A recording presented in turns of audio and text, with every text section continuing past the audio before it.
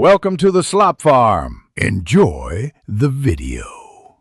You start at the most likely place, the main soil stack near the water heater or an exterior wall.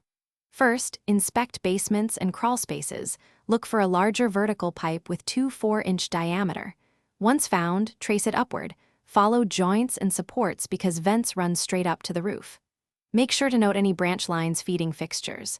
If you have building plans, compare them. If not, use a flashlight and feel for warm air or dampness around joints to confirm it's active.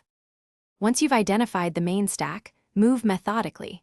Trace each fixture's drain line toward where it ties into the vertical run. In the attic or between floors, follow the horizontal runs.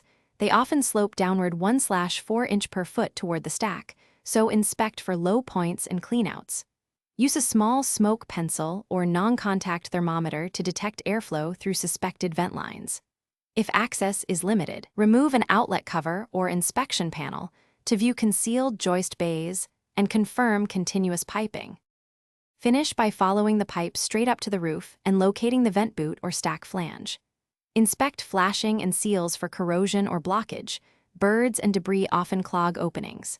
Ensure the pipe extends the required distance above the roof line and is the same diameter as the stack below.